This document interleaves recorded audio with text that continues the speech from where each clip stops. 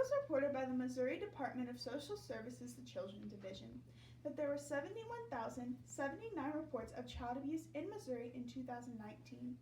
In Missouri alone, every 1 in 7 children will experience child abuse in some form. 16.9% of teachers are faced with having to report a student with signs of abuse, and in my speech class survey, 72.7% said that talking about child abuse in schools could help children. Child abuse happens everywhere, but is a serious problem in our area. Child abuse isn't just something that happens to young children, it is also something that happens to older kids, and could have been happening in the child's entire life and no one would have ever known. Some children live in fear every day because of abuse, and being educated about it is one way to prevent it. What types of child abuse are there? The signs and reporting of child abuse, and what is the school's role in child abuse? First, let's look at the different types of child abuse. There are 6 different types of child abuse: physical, neglect, educational neglect, emotional, sexual, and medical neglect. Physical abuse may include hitting, burning, shaking, or any type of physical harm towards a child. It is also a direct connection to a child that is meaning to harm them or could potentially be life-threatening. Neglect may include not providing food, clothing, or medical care to a child. It also includes kicking them out of the house or leaving them alone for long periods of time. Sexual abuse may include any form of sexual activities forced upon a child and showing or sharing sexual images or videos. Emotional abuse may include telling children they are worthless or no good, shouting at them, or threatening them with anything to make a child feel no good or bad about themselves. Medical neglect may include not providing medical care to a child when there is a serious need for something to be treated. This could include not taking them to an ER for a broken bone, or not taking them on doctor's visits for regular checkups, or just going to the doctor for a cold.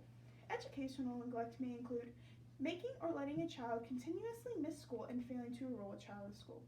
From a graph by the Missouri Department of Social Services, the Children Division, the highest sustained children by category of abuse and neglect in 2019 was neglect, with 54.5%, sexual with 33.6%, physical with 30.5%, emotional with 13%, medical neglect with 3.2%, and educational neglect being the lowest with 1.6%. From a report by the Missouri Department of Social Services in 2019, there were 53 fatalities from child abuse in Missouri. 32 of them were from neglect, and all around the world, there are over 500 deaths from child abuse a year, with 80% of them being from children under the ages of 4. Next, let's talk about the signs of child abuse and reporting child abuse. From a 2018 article by Medical News Today, some signs of abuse are lack of attachment to a parent or caregiver, displaying sexual knowledge that is unusual, flinching or being scared of movements around them. These are just some of the main signs of child abuse. There's other signs such as children distancing themselves more than usual and changes in behavior from a child. Children can suffer a lot of trauma from abuse, such as nightmares, being scared of certain gender, and always thinking they did something wrong in a situation where they didn't. A lot of times these signs are hard to notice, but if they are happening for a long amount of time or seem to be happening often, they should be reported. Reporting child abuse could be hard. From a 2018 article by Find a Law, teachers, physicians, counselors, and any person with regular access to children is called a mandatory reporter. Mandatory reporters are required to report any signs of child abuse if they see any. If they do not report and they are supposed to, they could be fined or jailed. So if you see these signs reoccurring on a child, who should you report it to? A 2020 article by Missouri Kids First states that you can report it to a hotline. The hotline number is 1-880-392-3738. The hotline is open 24 hours a day, 365 days a year. When you make a call, you will say the name of the child, name of the parents, name of the alleged abusers, and the child's location. You could be asked other questions such as, are you in the situation with the child, who you are, and how long has this been going on? It is not just mandatory reporters' jobs to report child abuse, it is everybody's. A 2019 article by Community for Children states that educators have to let students gain trust in them and provide them with a safe environment. If a child reports abuse to them, it also states that educators need to reassure the children they did the right thing. Most children do not report in fear of upsetting their parents. In my 2020 speech class survey, 72.7% said talking about abuse in schools could benefit children.